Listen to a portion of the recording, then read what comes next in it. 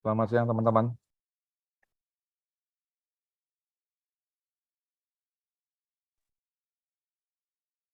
Selamat siang, Pak Fritz. Terima kasih sudah bergabung. Siap. Kepada penyelenggara, Bapak Ibu dari Kanwil Nusra, kami persilakan untuk memimpin jalannya ibadah. Selamat siang, Pak Eka Sila, Pak Pembina. Selamat siang semuanya, salam sehat, shalom. Ya Pak Eka, shalom Pak. Selamat siang Bapak Ibu sekalian, selamat mengikuti ibadah siang kita hari ini. Pada Bapak Ibu Kanwil Nusra kami persilakan.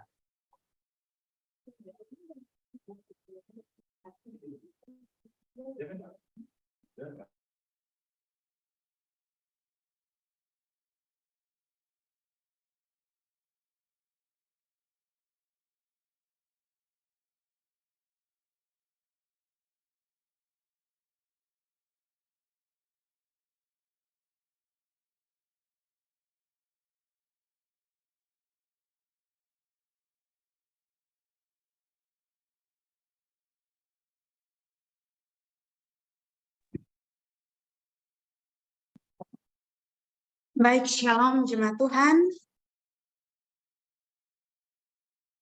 Shalom Bapak Ibu jemaat Tuhan sekalian. Shalom. Shalom. Shalom. Selamat bersukacita kembali dalam ibadah Oikumene Keluarga Besar Direktorat Jenderal Pajak. Ibadah saat ini akan dilayani oleh Bapak Fritz Edward Siregar. Sebelum kita masuk dalam ibadah siang hari ini, mari kita bersama-sama melihat pengumuman, yaitu jemaat Tuhan yang berulang tahun dan memasuki masa purna bakti.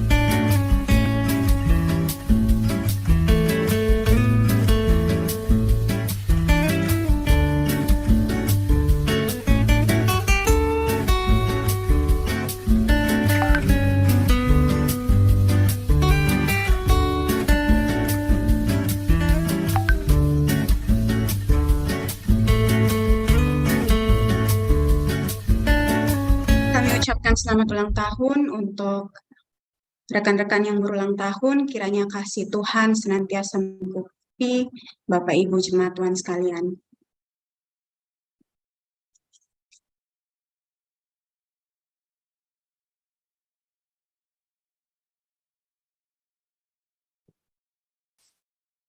Bapak Ibu jemaat Tuhan, hari ini kita beribadah dengan tema sesuai dengan peringatan Hari Kemerdekaan Republik Indonesia yaitu Potret 78 Tahun Indonesia Merdeka. Untuk itu, sebelum kita masuk dalam saat teduh, saya meminta kita semua bangkit berdiri untuk bersama-sama kita menyanyikan lagu Indonesia Raya.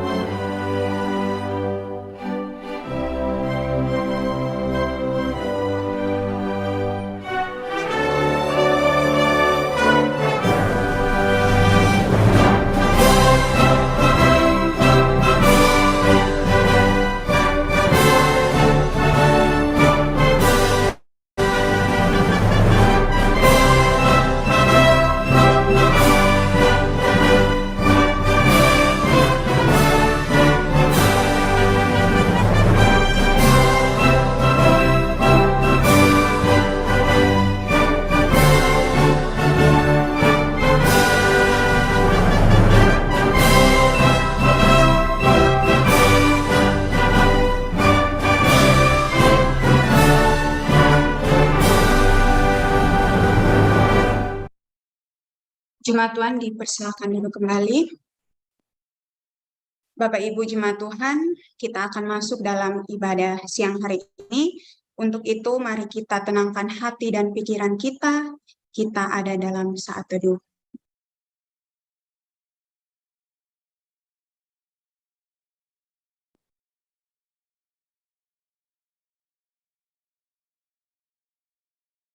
Saat teduh selesai. Bapak Ibu Jemaat Tuhan, banyak hal telah kita lalui di masa kemerdekaan 78 tahun Indonesia Merdeka. Pendahulu kita telah berjuang untuk memerdekakan Indonesia, dan banyak permasalahan yang terjadi, baik itu masalah ekonomi, sosial, budaya, dan politik, namun tangan Tuhan tidak pernah lepas untuk kemajuan Indonesia. Untuk itu patut kita naikkan segala puji, syukur, hormat hanya kepada Tuhan karena Dia Allah yang layak dipuja. Mari bersama dengan penuh sukacita kita nyanyikan lagu yang pertama, Segala Puji Syukur.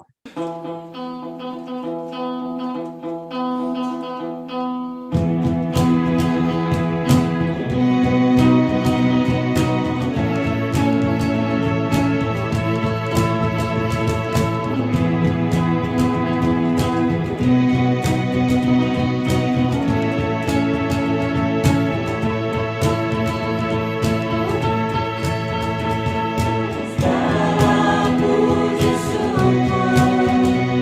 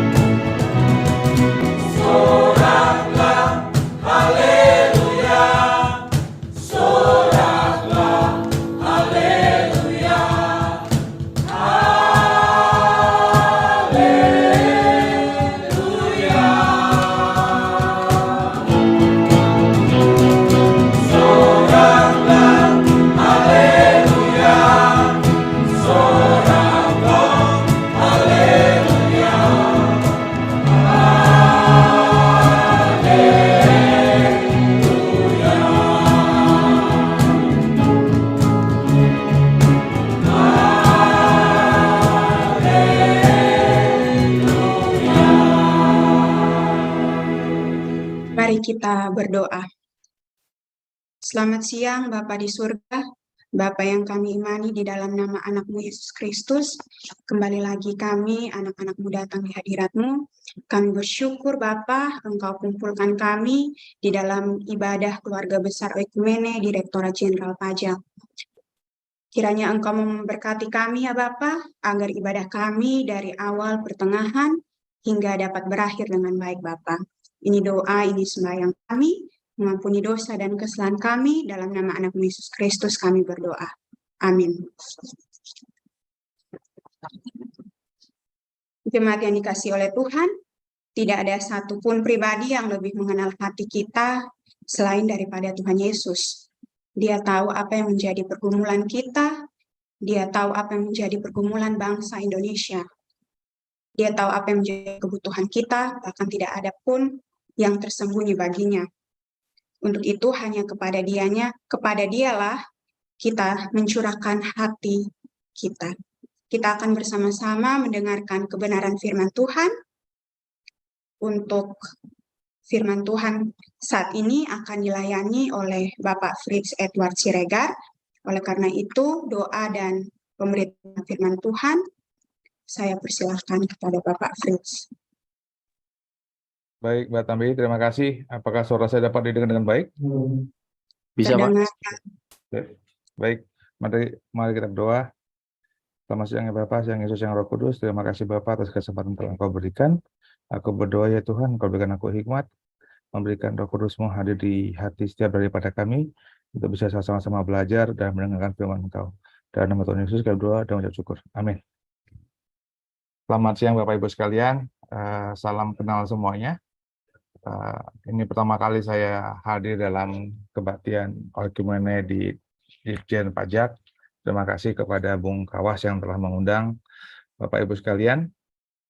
Nama saya Fritz Edward Siregar. Sekarang saya menjadi Wakil Ketua Bidang Akademik Sekolah Tinggi Hukum Indonesia Jentera. Sebelumnya saya adalah menjadi anggota pengawas pemilu tahun 2017-2022. Saat tadi kemarin saya diundang sama Kawas, saya bilang Kawas, apakah Bung Kawas ini nggak salah alamat nih kira-kira nih mengajak saya beribadah, karena saya nggak punya sarjana teologi ya Bapak Ibu sekalian. Jadi kalau saya agak-agak salah-salah, tolong boleh dimaafkan lah ya dalam penyampaian. Saya rasa saya bersyukur saya bisa bertemu dengan teman-teman seluruh Indonesia, teman-teman yang tetap, saya yakin teman-teman punya alasan untuk tidak hadir di kebaktian Oikumene pada hari Jumat. Tapi teman-teman hadir untuk bisa bersama-sama, saya rasa itu satu langkah yang luar biasa untuk bisa tetap berkumpul dan belajar mengenai firman Tuhan. Nah, saya mau share sesuatu dulu.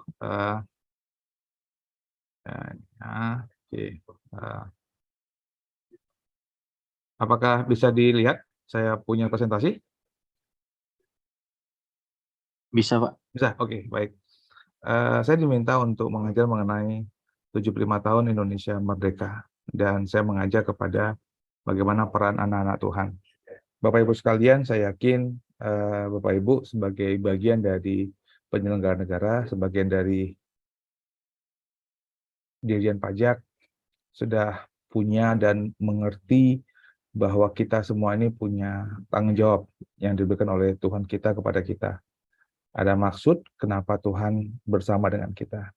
Pertama-tama saya mengucapkan selamat Hari Raya Kemerdekaan. Saya yakin Bapak Ibu di kantor Bapak Ibu sekalian kemarin juga ada nih, sudah melakukan kegiatan merayakan kemerdekaan. Saya yakin ada upacaranya, saya pasti ada lomba-lombanya. Saya kemarin ikut lomba makan Indomie goreng, kalah, makan kerupuk 2 kali kalah. Saya yakin Bapak Ibu pasti semua ada ikut lomba-lomba di kantor masing-masing. Dan saya rasa ini peran yang kita lakukan dalam rangka untuk menyambut kemerdekaan negara yang kita cintai ini. Nah, kalau saya yakin Bapak Ibu dalam sebagai teman-teman yang bergerak di bidang Dirjen Pajak, bagian menjadi Kementerian Keuangan, pasti sudah bisa mengerti apa kesempatan yang negara kita punya. Kita punya the largest ekonomi, kita punya dinamik yang sangat dinamik terkait dengan e-commerce industri, berbagai pidato dari Pak Jokowi juga dan berbagai kementerian menyatakan bagaimana adanya muncul kita akan menikmati growth, demokrasi growth, dan juga adanya investment infrastruktur yang sangat dibutuhkan di negeri kita sendiri. Nah, tapi kita akan punya tantangan juga, tantangan yang akan kita hadapi, bagaimana kita dapat memperbaiki struktur dan trigger reform untuk dan juga menghilangkan hambatan-hambatan dalam bertindakan ekonomi. Saya yakin Bapak Ibu semua juga sepakat kita juga perlu perbaikan secara aturan, baik dalam hukum keuangan ataupun dalam perpajakan. Kita juga sadar bahwa kita perlu pendidikan dalam masyarakat dan juga untuk meningkatkan kemampuan dari sumber daya kita dalam menyambut pemilu 2024. Kita ingin ada political stability dan juga adanya penegakan hukum. Saya yakin ini hal-hal yang menjadi tantangan untuk kita semua. Bapak Ibu sekalian, Pak, maaf Pak, slide-nya belum berubah. Mungkin bisa di-share screen ulang.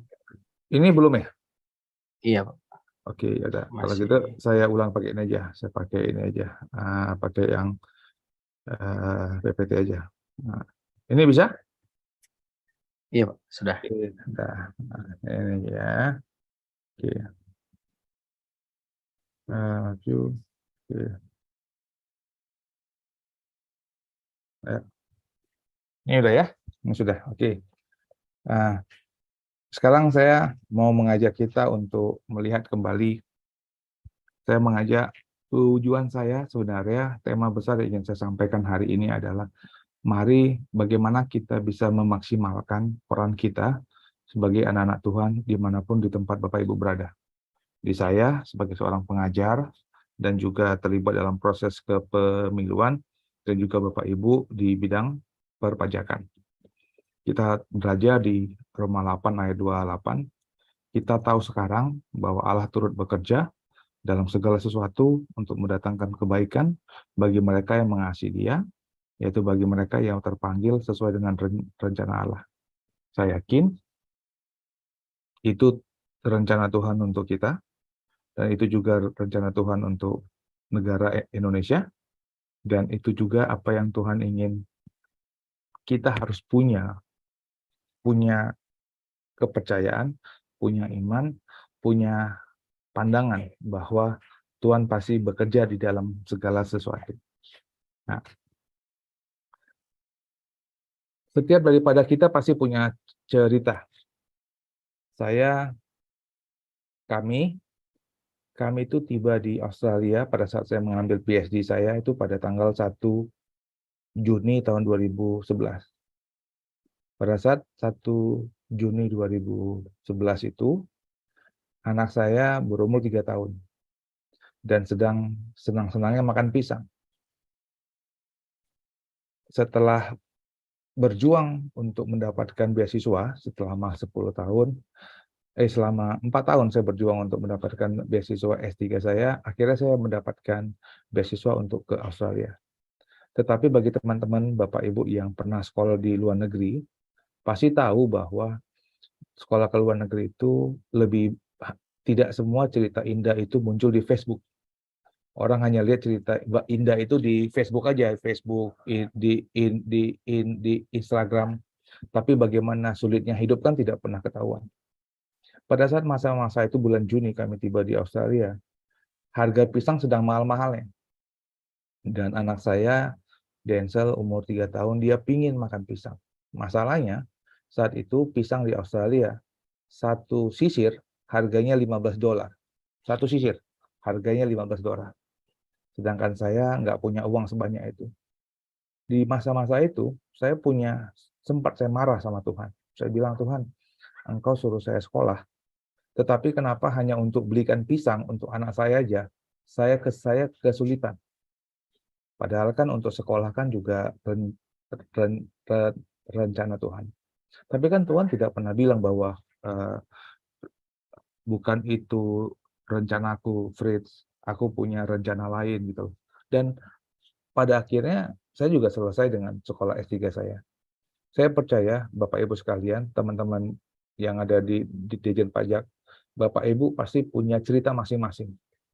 Cerita bertumbuh dalam keluarga, cerita untuk menjadi pegawai pajak, cerita bagaimana Bapak Ibu ditempatkan di berbagai daerah, cerita bagaimana Bapak Ibu harus berjuang dalam persoalan di kantor. Setiap daripada kita pasti punya cerita masing-masing yang tidak akan sama satu sama lain. Tetapi kalau kita lihat, meskipun masing-masing daripada punya cerita, tapi kan tidak pernah kita meragukan bagaimana Tuhan bekerja dalam kehidupan kita. Ada amin? Nah, mari kita melihat, saya mengajak Bapak Ibu sekalian untuk membaca Amsal 9 ayat 10. Amsal 9 ayat 10, saya yakin Bapak Ibu sudah pernah membaca ini, bahwa permulaan hikmat adalah takut akan Tuhan, dan mengenal yang Maha Kudus adalah pengertiannya. Seringkali kita berusaha untuk mencari hikmat, untuk mencari pengertian. Kita belajar banyak hal, kita nonton YouTube, kita nonton podcast, kita baca e-book, kita belajar buku-buku yang lain. Tetapi kalau kita membaca bahwa kita menjadi orang yang lebih baik, bagi saya itu tidak salah. Semua daripada kita ingin lebih belajar daripada satu, menjadi pribadi yang lebih baik lagi. Tetapi harus diingat bahwa yang menjadi utama adalah takut akan Tuhan itu sendiri. Pada saat kita takut akan Tuhan, maka hikmat itu akan diberikan kepada kita. Jadi jangan dibalik gitu loh. Cari hikmat dulu, baru kita bisa mengerti dan takut akan Tuhan. Tetapi yang penting adalah takut akan Tuhan dulu, baru akan muncul kepada hikmat. Kita membaca di Matius, ini bukan Marius, di Matius 7 ayat 24 ayat 27. Setiap orang yang mendengar perkataanku ini dan melakukannya, ia sama dengan orang yang bijaksana, yang mendirikan rumahnya di atas batu. Kadang-kadang kita suka merasa orang bilang, ini ngapain sih? Lebay banget kira-kira. Kalau dalam bahasa sekarang nih, kok lebay banget nih, harus mendirikan rumah di atas batu. Kenapa harus kita punya fondasi yang baik? Kenapa kita harus butuh fondasi iman yang baik? Kenapa kita harus mempersiapkan segala sesuatu? Karena Bapak Ibu sekalian, siapapun kita tidak pernah merencanakan saat bencana itu terjadi. Kapan hal-hal yang buruk itu terjadi kepada kita tidak pernah bersiap terhadap bencana ataupun kejadian-kejadian buruk itu. Itu kenapa kita perlu membangun hikmat, itu kenapa kita perlu mendirikan rumah di atas batu. Bukan pada saat kita baik-baik saja, karena kita akan pernah punya masa di mana kita tidak akan baik-baik saja, dan itu kita membutuhkan hikmat, kita akan membutuhkan kebijakan. Teman-teman, karena kenapa kita harus melihat itu? Karena kita pertama tadi, yang saya sampaikan di awal, primary itu adalah takut akan Tuhan. Hikmat itu adalah sekundarinya. Karena orang yang takut akan Tuhan itu adalah orang yang mendengarkan firman, yang akan mendengar dan melakukan kebenaran firman Tuhan.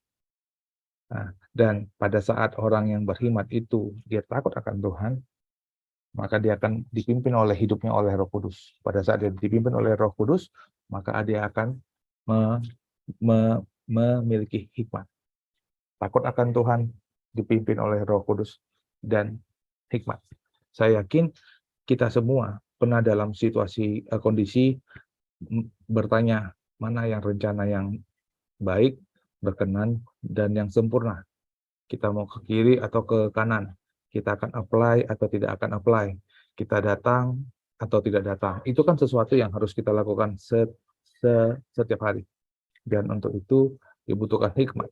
Tetapi hikmat itu baru akan muncul pada saat kita takut akan Tuhan. Saya kembali lagi mengulang Amsal 9 ayat 10 bahwa permulaan hikmat adalah takut akan Tuhan. Dan mengenal yang Maha Kudus adalah pengertian. Jadi Bapak Ibu sekalian, kalau Bapak Ibu melupakan semua apa yang saya sampaikan siang ini, saya mengajak Bapak Ibu sekalian untuk kembali merenungkan bahwa kita baru bisa mendapatkan hikmatnya, kita baru bisa mendapatkan kebijakannya, kita baru dapatkan pengertian untuk memilih rencana yang sempurna setelah kita mengenal yang Maha Kudus.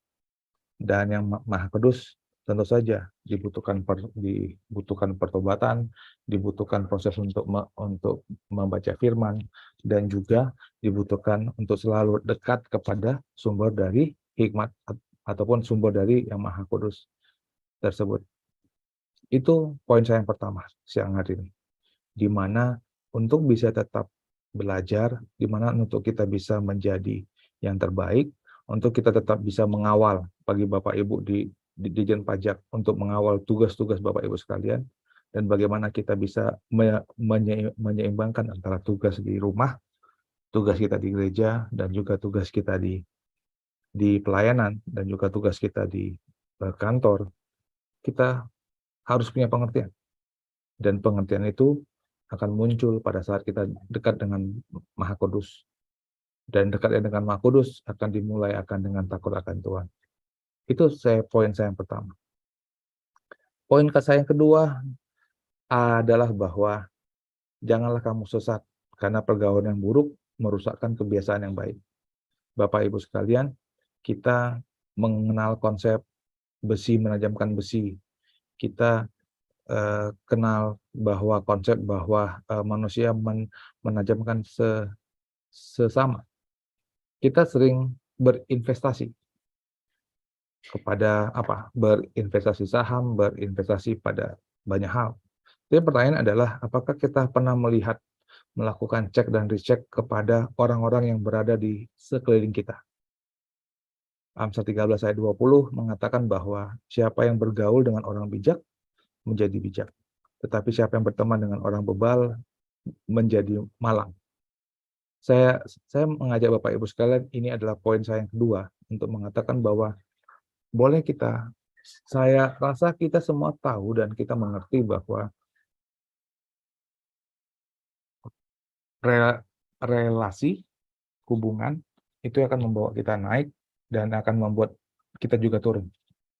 Sekali lagi saya ulangi, saya yakin kita semua pasti sudah tahu bahwa hubungan atau relationship itu adalah cara untuk kita dapat naik atau dapat turun. Oleh karena itu kita perlu ngecek kembali. Misalnya kalau kita punya pergaulan, kita akan bertanya, apakah ini orang-orang yang bisa membawa kita bisa lebih tinggi atau tidak? Orang-orang yang bisa menjadi kita menjadi lebih bijak atau tidak? Ataukah kita orang-orang yang selama bertahun-tahun bergaul sama ini orang, tapi kita tidak bisa membawa satu perubahan? Ini yang mengajak Bapak Ibu sekalian untuk melakukan cek kembali. Apakah hubungan-hubungan yang selama ini kita punya itu mendekatkan kita kepada Tuhan ataupun menjauhkan kita daripada Tuhan? Saya mengajak Bapak Ibu sekalian untuk melihat kepada Markus 2 ayat 10 ayat 12. Saya yakin Bapak Ibu pasti ingat itu cerita pada saat ada Tuhan Yesus datang ke Kapernaum, dan ada orang yang menurunkan, ada 4 orang yang naik ke atas genteng dan dia bobol gentengnya dan dia diturunkan, dan kemudian Tuhan menyembuhkan orang lumpuh itu. Bapak Ibu masih ingat ya cerita yang ada di Markus 2 ayat 10 ayat 12. Dan kalau kita baca di Markus 2 ayat 10 ayat 12 dinyatakan bahwa karena melihat 4 orang tersebut, Tuhan Yesus menyembuhkan ataupun Tuhan Yesus membangkitkan ataupun membuat yang orang lumpuh itu tidak menjadi lumpuh lagi. Tapi coba kita bayangkan situasi kondisi saat itu. Kira-kira bayangkan misalnya resiko yang harus dihadapi. Kira-kira ini cobalah kita membayangkan dia digotong temannya, dia naik ke atas genteng, kemudian gentengnya dibuka, dia juga mungkin bakal akan jatuh. Dia punya potensi jatuh kan? Apakah Bapak Ibu mau diturunkan pakai genteng sama teman Bapak Ibu sekalian? Tetapi orang yang lumpuh ini dia punya 4 orang teman yang nggak mau dia tetap menjadi lumpuh. Tapi untuk itu kan dia harus mau diajak, dia harus mau diturunkan, dan dia mau untuk ikut terlibat dalam semua proses. Poin yang mau saya sampaikan adalah bahwa meskipun kita punya teman-teman yang tetap mendukung kita, tetapi kita juga harus siap untuk dikoreksi, kita harus siap ditegur, dan kita harus mau bersama-sama untuk tumbuh dan menolong oleh orang lain. Saya yakin saya sangat mengapresiasi dan berterima kasih atas undangan yang teman-teman sudah berikan kepada saya. Karena saya yakin ini adalah komunitas di mana teman-teman tetap bisa bertumbuh, mau dikoreksi, mau ditegur, mau menyiapkan waktu di Jumat jam 12 untuk saling bisa bertumbuh bersama-sama. Dan saya yakin komunitas ini yang akan tetap bisa menjaga kehidupan Bapak Ibu sekalian. Saya rasa kita orang yang suka berbicara. Tapi pertanyaannya adalah apakah kita orang-orang yang mau ditegur? Apakah orang-orang yang mau dikoreksi di dalam keseharian kita sebagai seorang pribadi, sebagai seorang suami, sebagai seorang istri, sebagai seorang anak, sebagai seorang atasan, sebagai seorang bawahan, apakah kita mau diberikan hikmat untuk dikoreksi? Ini adalah slide saya yang terakhir. Ini berbicara mengenai Ayub. Saya yakin teman-teman pernah mendengar cerita soal Ayub. Nah, tapi kalau saya sedikit ubah sedikit narasi atau saya buat sebuah drama sedikit lah darinya kisah Ayub. Di dalam Ayub diceritakan bahwa Ayub adalah orang yang setia. Dia punya banyak harta dan banyak diberkati. Tapi kan kemudian si iblis datang kepada Tuhan. Dibilang iblis, ya tentu saja dia sayang sama engkau Tuhan. Kan kau tetap memberkati dia. Kemudian Tuhan bilang begini sama si iblis. Kalau ini cara saya untuk menyampaikan secara lebih lebih dalam bentuk sinetron kira-kira. Kan dibilang oleh Tuhan, ya udah kalau kau nggak percaya kalau kau tidak percaya, kau silakan saja dicobain. Kan gitu kira-kira katanya Tuhan kepada iblis. Akhirnya hartanya hilang, anak-anaknya hilang, semuanya hilang. Tapi Ayub tidak pernah nggak pernah mengutuk Tuhan. Kemudian datang lagi yang kedua, kata Tuhan, lihat nih si Ayub, dia tidak mengutuk aku kan.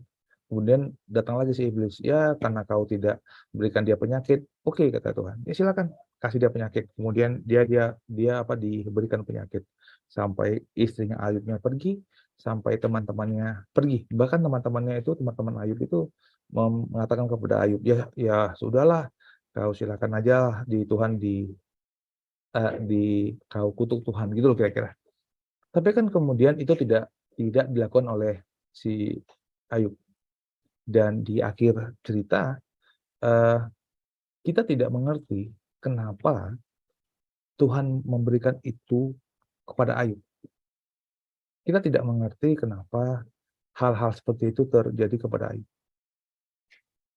Dan Tuhan kan juga tidak perlu menjelaskan kenapa hal-hal itu harus terjadi. Sebagai orang yang percaya, kita kan tidak harus bisa mengerti, dan saya rasa kita tidak bisa punya kemampuan untuk bisa mengerti rencana Tuhan.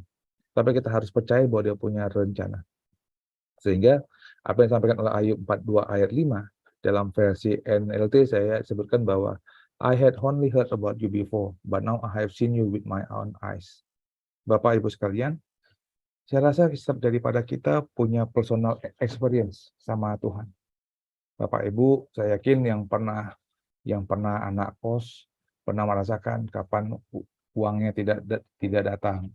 Bagi orang yang punya masalah keluarga ataupun yang punya menunggu bayi, kita punya pengalaman di mana anak kita sakit ataupun bayi kita sakit, kemudian atau mungkin ada yang seperti saya yang kehilangan anak.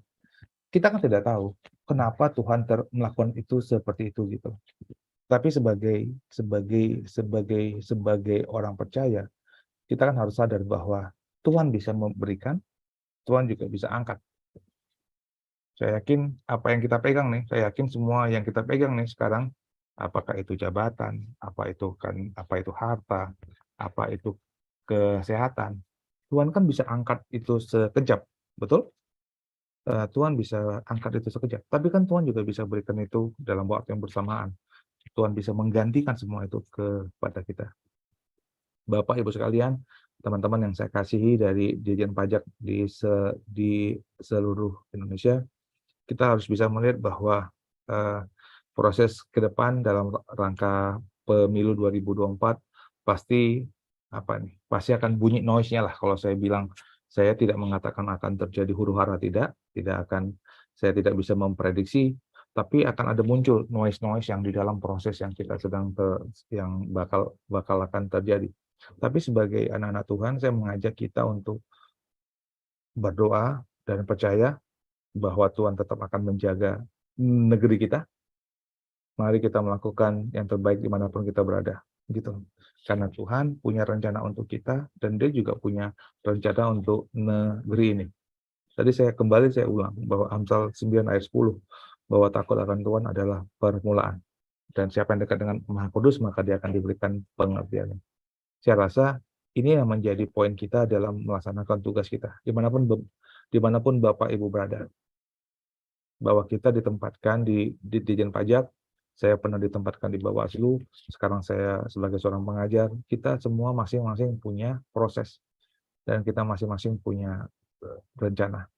Dan biarlah rencana Tuhan yang terjadi di diri saya, dan di diri Bapak Ibu sekalian, semua itu bisa terjadi sesuai dengan kehendaknya.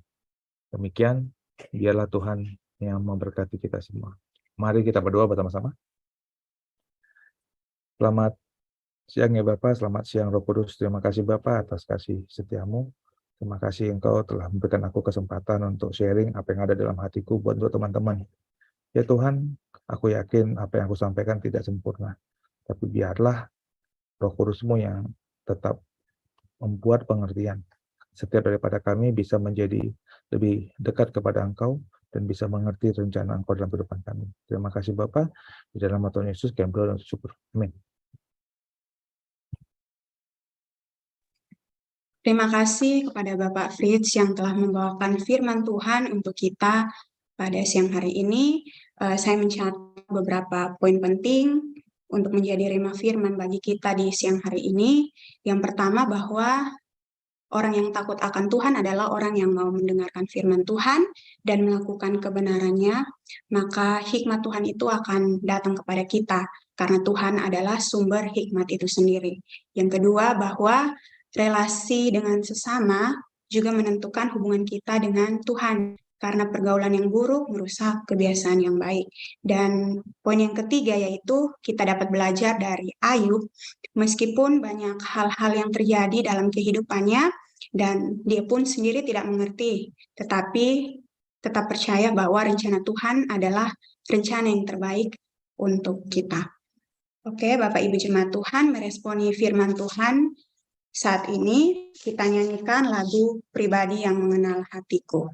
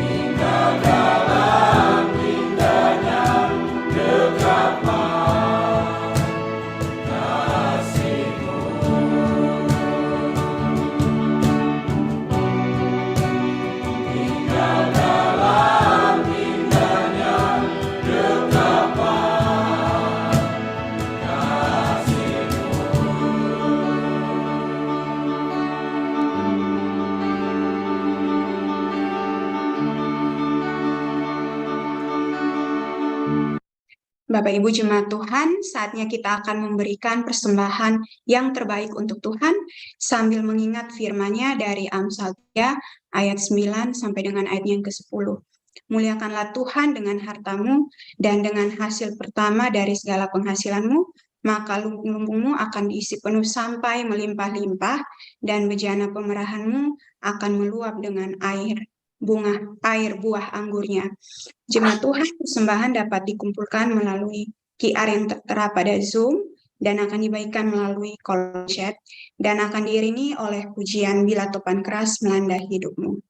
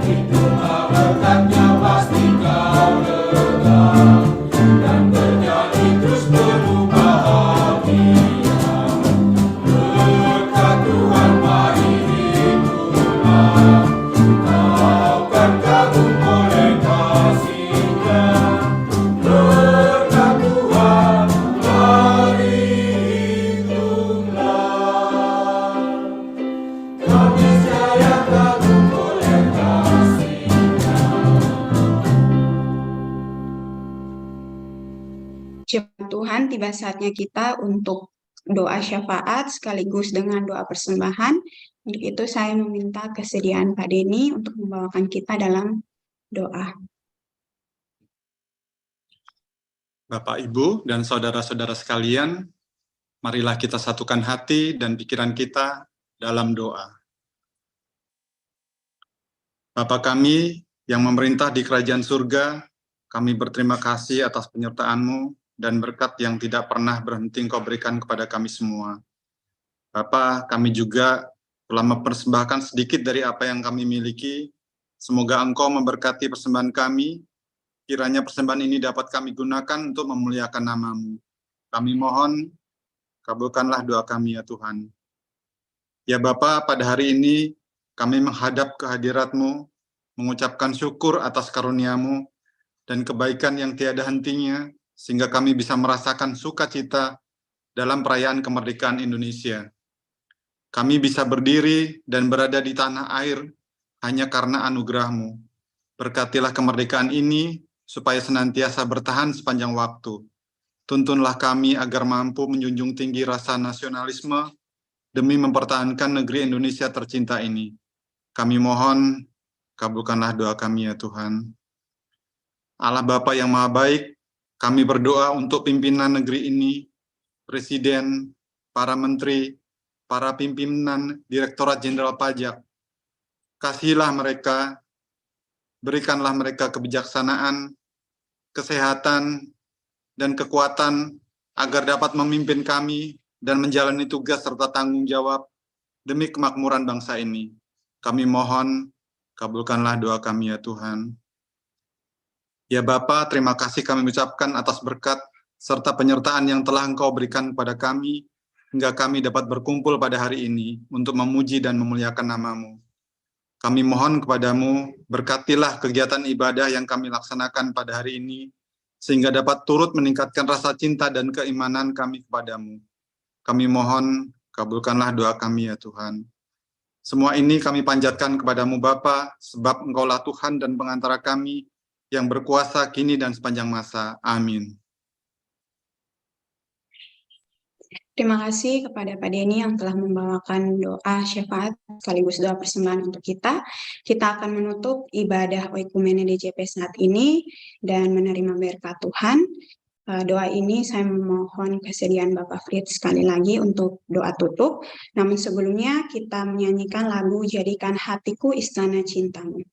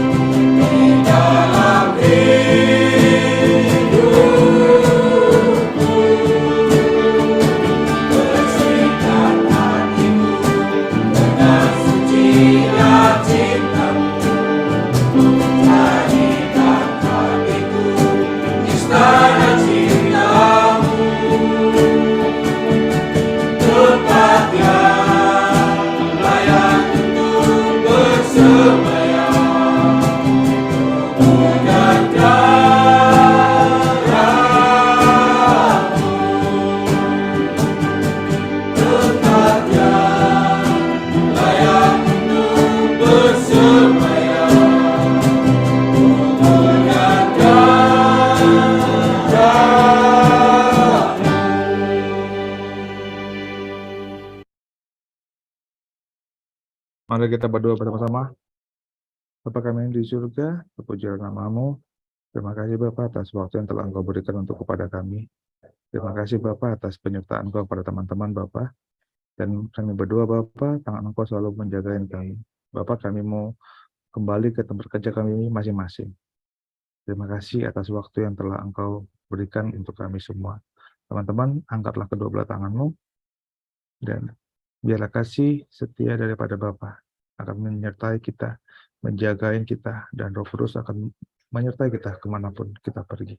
Terpujilah Engkau, di dalam nama Tuhan Yesus, kami berdoa dengan syukur. Amin. Amin. Shalom, ibadah selesai. Saya kembalikan kepada pengurus untuk menyampaikan beberapa pengumuman. Terima kasih Bapak Ibu sekalian dari Kanwil Nusra. Terima kasih atas pelayanannya siang hari ini untuk Pak Fritz yang sudah menyampaikan renungan firman Tuhan. Terima kasih juga untuk Bapak Ibu dari Kanwil Nusra dan KPKPP yang ada di bawahnya ya. Dari Kanwil Nusra kumpul di ruang rapat ya, bersama-sama mengikuti, dan untuk setiap jerih lelah pelayanannya ya, sudah recording dengan baju 100% penerimaannya ya. Dan juga untuk Bapak Ibu di KPP, kami lihat di layar ada Mau Mere ya, Tambua, terima kasih atas pelayanannya. Minggu depan, saya bacakan dulu yang melayani di siang hari ini. MC ada Ibu Tami Aprilia Jawa dari KPP Atambua, Dosafat Pak Denny dari Kanwil Nusra, kemudian pemusik dan singer yang recording tadi, ada Pak Andika, Pak Franklin, Pak Esra, Pak Yohakim, Pak Petrus. Singer ada Ibu Yam, Ibu Teresia, Pak Yosef, Ibu Sofia, Pak Riki, dan Ibu Erlina. Kita boleh berikan reaction ya untuk apresiasi bagi pelayanan Bapak Ibu di Kanwil Nusra siang hari ini. Minggu depan adalah seri terakhir dari rangkaian tema bulan Agustus kita, Potret Indonesia di Masa Mendatang. Pembicaranya Profesor Omas Samosir dari UI, secara onsite di ruang teater 2, lantai 3 ya, Gedung Mari Muhammad KPDJP. Jadi Bapak Ibu yang di sekitar Jakarta, kami harapkan untuk bisa dapat hadir onsite, dan Bapak Ibu di luar Jakarta bisa mengikutinya secara online Zoom ataupun YouTube. Pengumuman berikutnya, ya hari ini ada kegiatan bakti sosial dari Pak Wamenkyu, Pak Rional, dan beberapa Bapak Ibu pejabat lainnya di Ambon. Dan ini adalah rangkaian dari kegiatan Baksos Natal Kemenkeu sampai Desember nanti, di mana kita DJP sebagai panitia Natalnya. Jadi Bapak Ibu sekalian juga di daerah masing-masing bisa mendokumentasikan kegiatan bakti sosialnya. Pengumuman berikutnya. Sudah itu saja ya. Ya, sekali lagi terima kasih Bapak Ibu sekalian. Tadi saya lihat ada nama Ibu Vita ya di daftar yang ulang tahun. Selamat ulang tahun Bu Vita. Kemudian Pak Erwin juga hadir di sini, di mana beberapa hari lalu ada berita duka atas kepergian ayahanda dari Pak Erwin. Kami juga turut berduka untuk kepergian ayahanda dari Pak Erwin. Itu saja warta siang hari ini. Terima kasih atas kehadiran Bapak Ibu sekalian. Sampai ketemu minggu depan, baik secara onsite yang di Jakarta maupun secara online. Terima kasih Bapak Ibu sekalian. Selamat beraktivitas, selamat bekerja. Tuhan berkati. Terima kasih. Terima kasih Pak Fritz.